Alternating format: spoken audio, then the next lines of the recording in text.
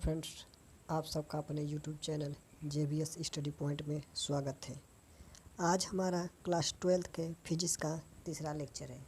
यदि आपने इससे पहले हमारे 2 वीडियो को नहीं देखा है तो आप ज़रूर से ज़रूर देखिए, जिससे कि आपको पिछला लेक्चर समझ में आ जाएगा। तो चलिए फिर आज का लेक्चर हम शुरू करते हैं। देखते हैं कि आज के लेक्चर में हमें क्या पढ़ना है। हमारा टॉपिक है आवेश का वितरण। आवेश का वितरण कहने का अर्थ है कि किसी सरफेस पर आवेश का एक समान रूप से फैलना। अब याद रखिएगा, आवेश का किसी सरफेस पर एक समान रूप से फैलना ही क्या कहलाता है? आवेश का वितरण, डिस्ट्रीब्यूशन ऑफ चार्ज। चलिए अब यहाँ पर जैसा हम लिख कर भी आपको बता दिए क्या है आवेश का वितरण या फिर कंटिन्यूअस चार्ज डिस्ट्रीब्यूशन। चलिए देखते हैं क्या हुआ। यदि किसी वस्तु पर आवेश का वितरण एक समान हो तो इससे क्या कहते हैं? सतत आवेश वितरण कहते हैं। जैसे हम यहाँ पर क्या लिख दिया, ये कोई हमारा क्या है? वस्तु है। अब एक क्यू जो आप देख रहे हैं, ये सब क्या है? क्यू है, जो कि इस सरफेस पे एक समान रूप से वितरित है। ऐसा नहीं कि कहीं पर ज़्यादा हो गया है और कहीं पर कम। आप देख सकते हैं कि क्या है कि हमारा आवेश जो है इस सरफेस पर एक समान रूप से वितरित है। तो इसे हम क्या कहते हैं? सतत आवेश वितरण। हमने यहाँ पर लिख कर भी आपको बता दिया है। तो आवेश का वितरण जो होता है हमारे कितने टाइप्स के होते हैं? हमारे आवेश का वितरण जो होता है 3 टाइप्स के होते हैं। जैसे types of continuous charge distribution, there are 3 types of continuous charge distribution. अब देखिए कौन कौन सा है? रेखीय आवेश वितरण, इसे इंग्लिश में कहते हैं लीनियर चार्ज डिस्ट्रीब्यूशन। अब अगला है पृष्ठ आवेश वितरण, या फिर कहीं कहीं इसी को पढ़ने के लिए हमको मिलता है पृष्ठीय आवेश वितरण। तो क्या सरफेस चार्ज डिस्ट्रीब्यूशन। और अगला पॉइंट है आयतन आवेश वितरण, वॉल्यूम चार्ज डिस्ट्रीब्यूशन। तो चलिए फिर अब हम देखते हैं कि अपना एक एक टॉपिक के बारे में अब हम डिस्कस करेंगे। जैसे हमारा पहला टॉपिक है रेखीय आवेश वितरण, लीनियर चार्ज डिस्ट्रीब्यूशन। अब जानते हैं कि रेखीय मतलब क्या होता है? रेखा, वितरण मतलब होता है फैलना। अब हम देखेंगे यदि किसी चालक में आवेश एक रेखा में वितरित हो तो उसे हम क्या कहते हैं? रेखीय आवेश वितरण। देखिए यहाँ पर जैसे हमने लिख कर बता दिया, जब आवेश का वितरण एक रेखा में हो तो उसे रेखीय आवेश वितरण कहते हैं। या फिर इसका सेकंड डिफिनेशन क्या है बताएं हम? तार की एकांक लंबाई पर उपस्थित आवेश को रैखिक आवेश वितरण कहते हैं। अब अगला पॉइंट हमारा आया क्या? अगला पॉइंट देखते हैं हमारा है रेखीय आवेश घनत्व। तो हम देखेंगे रेखीय आवेश घनत्व हमारा क्या होता है। अब उसके बारे में डिस्कस करते हैं। हमारा रेखीय आवेश घनत्व होता है तार की एकांक लंबाई पर उपस्थित आवेश को रेखीय आवेश घनत्व कहते हैं। रेखीय आवेश घनत्व को हम लेम्डा से प्रदर्शित करते हैं। अब याद रखिएगा, इससे पहले हम पढ़ चुके हैं लेम्डा तरंग दैर्ध्य होता है। तो ध्यान दीजिएगा यहाँ पर लेम्डा तरंग दैर्ध्य न होकर क्या है? रेखीय आवेश घनत्व है। हो गया। तो इससे क्या होगा? रेखीय आवेश घनत्व को भी लेम्डा से प्रदर्शित करते हैं। लेम्डा बराबर क्या होता है? क्यू। क्या होगा? लेम्डा बराबर क्यू बाई एल। अब देखिए यहाँ पर यह आवेश है, एक क्या हो गया? चालक की लंबाई है। तो किसी चालक की लंबाई पर आवेश का एक समान रूप से वितरित होना रेखीय आवेश वितरण कहलाता है। अब अगला पॉइंट हम देखते हैं कि क्या हमें पढ़ना है। अब देखिए हमारा क्या हो गया। अब अगर पृष्ठीय आवेश वितरण, या फिर इसी कहते हैं क्या? पृष्ठ आवेश वितरण, सरफेस चार्ज डिस्ट्रीब्यूशन। अब देखिए सरफेस मतलब आप जान गए क्या कि यदि कोई सतह है तो अब उस पर क्या होगा? आवेश का हमारा वितरण होगा। जैसे हमने लिख दिया, यदि किसी वस्तु के पृष्ठ या फिर सतह पर आवेश एक समान रूप से फैलता है तो उसे पृष्ठीय आवेश वितरण कहते हैं। अब जैसे मान लीजिए कोई बॉडी हो गया, यदि उसके सरफेस पर आवेश एक समान रूप से वितरित होता है तो उसे हम क्या कहते हैं? पृष्ठीय आवेश वितरण या फिर पृष्ठ आवेश वितरण भी कहते हैं। अब अगला है क्या? पृष्ठ आवेश घनत्व क्या होता है? तो देखिए यहाँ पर आपको हम बता देगा, पृष्ठ के एकांक क्षेत्रफल पर उपस्थित आवेश पृष्ठीय आवेश घनत्व कहलाता है।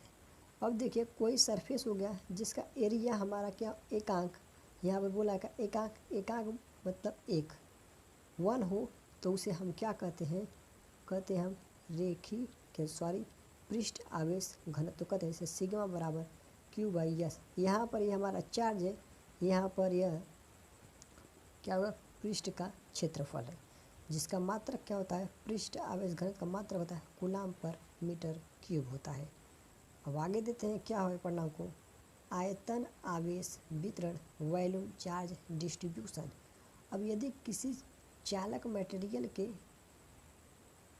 आयतन में आवेश एक समान रूप से वितरित होता है तो उसे हम क्या कहते हैं आयतन आवेश वितरण कहते हैं। जैसा कि हमने डिफिनेशन में बताया क्या है, यदि किसी वस्तु के आयतन में आवेश एक समान रूप से वितरित होता है या फिर फैलता है तो उसे आयतन आवेश वितरण कहते हैं।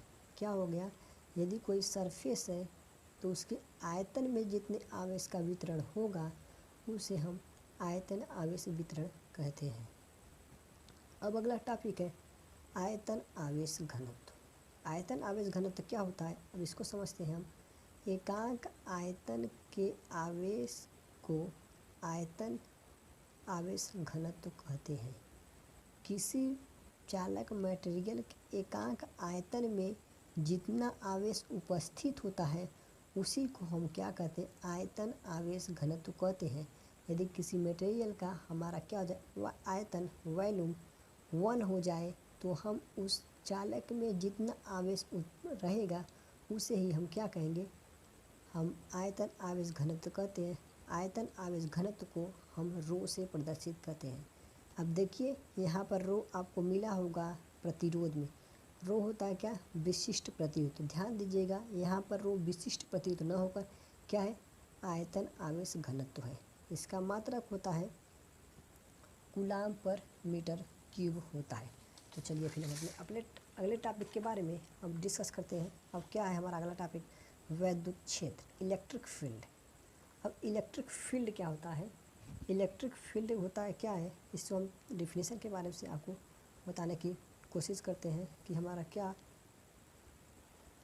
वैद्युत क्षेत्र क्या होता है।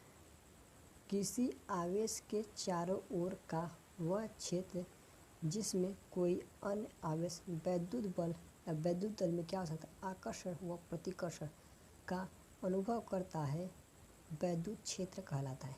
आप ध्यान दीजिएगा। तो अब हम क्या करें, जैसे कोई आवेश होगा तो उसके चारों ओर कुछ न कुछ एरिया होगी जहाँ पर हम क्या कर सकते हैं उस वैद्युत बल का अनुभव कर सकते हैं। एग्जाम्पल में जैसे आप देखते होंगे कि जब 2 कुत्ते होते हैं, एक कुत्ता दूसरे कुत्ते के इलाके में जाता है तो दूसरा वाला कुत्ता उस नए वाले कुत्ते को दौड़ा लेता है, लेकिन जैसे ही वह अपने एरिया को पार कर जाता है तो पुनः वापस आ जाता है। उससे कहने का मतलब क्या हुआ कि उस कुत्ते का एरिया वहीं तक था जहाँ तक वो उसको दौड़ा कर ले गया। तो वह जो एरिया कहलाएगा वो कुत्ते का एरिया कहलाएगा। जैसे यहाँ पर होगा किसी आवेश का कुछ न कुछ एरिया होगी, जिस एरिया में हम वैद्युत बल का अनुभव कर सकते हैं उस एरिया को क्या कहेंगे वैद्युत क्षेत्र कहेंगे। आई होप आपको समझ में आ गया होगा। यदि समझ में ना आया हो तो हमें कमेंट कर ज़रूर बताइएगा।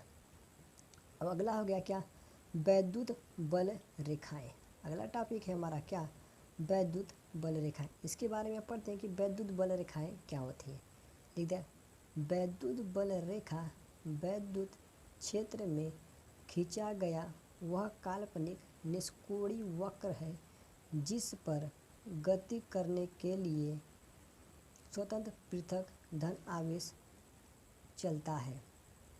अब क्या हो गया, वैद्युत बल रेखाएं एक ऐसी काल्पनिक रेखा है जिस पर क्या हमारा धन आवेश घूमने के लिए या फिर चलने के लिए स्वतंत्र होता है। अब देखिए यहाँ पर इसका नेक्स्ट डिफिनेशन क्या, वैद्युत क्षेत्र में किसी धन परीक्षण आवेश का मार्ग वैद्युत बल रेखा कहलाता है। अब धन परीक्षण आवेश जिस मार्ग से होकर जाता है उस मार्ग को ही हम वैद्युत बल रेखा कहते हैं। आई होप आपको समझ में आ गया होगा कि वैद्युत बल रेखाएं किसे कहते हैं। अब हम पढ़ेंगे वैद्युत बल रेखाओं के गुण। अब वैद्युत बल रेखा के क्या क्या प्रॉपर्टीज होगी, अब उस सब प्रॉपर्टीज के बारे में डिस्कस करेंगे। यदि अभी तक आपको जितना हम बता दिए, यदि किसी टॉपिक में किसी भी प्रकार की दिक्कत होगी तो हमें कमेंट कर आप ज़रूर बताइएगा। चलिए जैसे लिख देंगे क्या, वैद्युत बल रेखाएं धन आवेश से निकलती हैं तथा ऋण आवेश में प्रवेश करती हैं। जैसे हमने क्या हुआ, आपको फिगर के माध्यम से बता दिया कि यहाँ देखिए प्लस आवेश है, यह माइनस आवेश है। तो वैद्युत बल रेखाएं प्लस से निकल रही हैं और माइनस पे जाके समाप्त हो जा रही है। अब ऐसे इसमें भी देखिए प्लस से होकर माइनस पे जाके समाप्त हो जा रही है। अब आप देखिएगा कि जैसे चुंबक में हमारा वैद्युत क्या चुंबकीय बल रेखाएं होती हैं, नॉर्थ से साउथ जाती है और साउथ से नॉर्थ, लेकिन इसमें आप देख रहे हैं वैद्युत बल रेखाएं प्लस से माइनस की तरफ जा रहे हैं, लेकिन माइनस से प्लस की ओर नहीं जा रहे। आई होप आपको समझ में आ गया होगा। अब अगला टॉपिक है हमारा, इसमें वैद्युत बल रेखाएं किसी चालक से होकर नहीं गुजरती हैं। ये वैद्युत बल रेखाएं जो होती है चालक के अंदर प्रवेश नहीं करती हैं। इस लाइन का यही मतलब है। अब आगे पढ़ते हैं, क्या है हमारा, एक समान वैद्युत क्षेत्र में वैद्युत बल रेखाएं परस्पर समांतर होती हैं एवं समदूरस्थ होती हैं।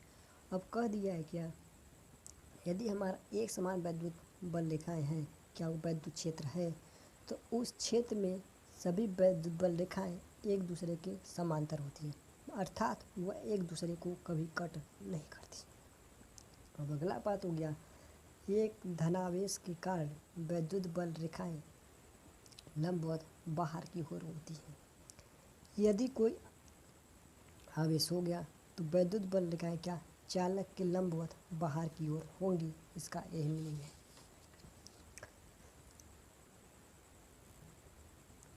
वैद्युत क्षेत्र की तीव्रता, इंटेंसिटी ऑफ इलेक्ट्रिक फील्ड।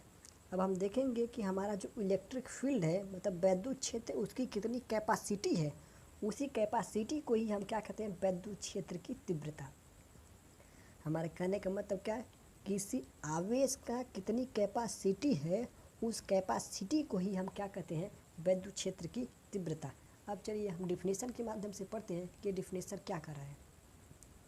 वैद्युत क्षेत्र के किसी बिंदु पर वैद्युत क्षेत्र की तीव्रता उस बिंदु पर स्थित एकाग्र धन परिचय आवेश पर लगने वाले वैद्युत बल के बराबर होता है।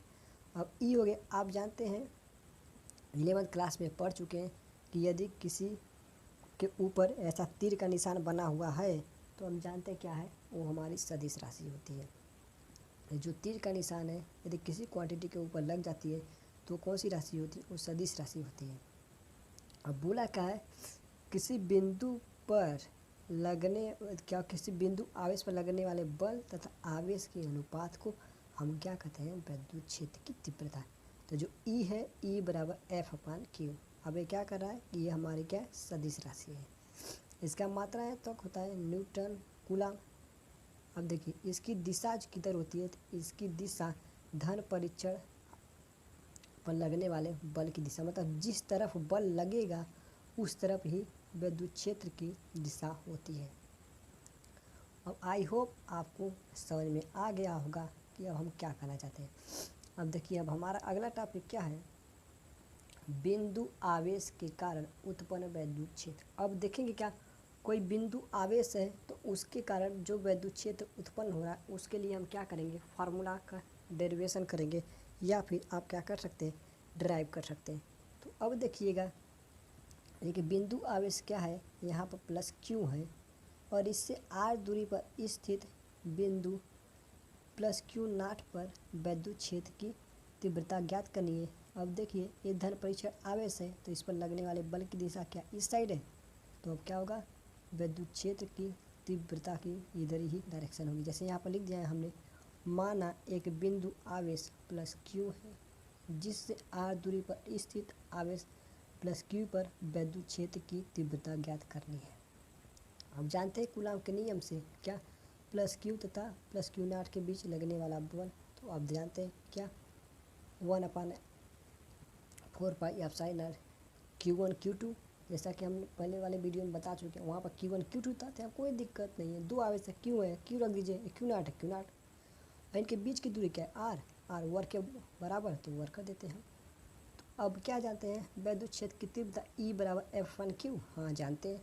तो हमने क्या F की वैल्यू यहाँ से क्या हुआ इस फार्मूले रख दिए और Q जो था एक देखिए Q से कट गया, तो हमारा क्या E बराबर 1/4πε0 Q/r²। हमारा क्या था ये फार्मूला ड्राइव होकर आ गया। अब देखिए गया पिछले वाले फार्मूले में देखते हैं तो क्या होगा 1/4πε का यह एक नियतांक है। तो अब जानते हैं अब इस नियतांक को हटाने के लिए क्या किए, तो ये क्या होगा ये प्रोपोर्शनलिटी का चिन्ह निकल लग गया। क्यों? क्योंकि जब प्रोपोर्शनलिटी हटाते हैं मतलब अनुपात का चिन्ह हटाते हैं तो हमारा क्या था एक नियतांक आता, अब नियतांक हटाते ये क्या होगा समानुपाती का चिन्ह आ गया। तो ये क्या होगा अब जैसे जैसे हमारा आर का वैल्यू बढ़ेगा वैसे विद्युत क्षेत्र की तीव्रता की वैल्यू घटेगी। ये क्या इन्वर्स नहीं मतलब व्युत्क्रमानुपाती है इसलिए। तो अब चलिए क्या अब हम इस पर बेस्ड कुछ क्वेश्चन कर लेते हैं।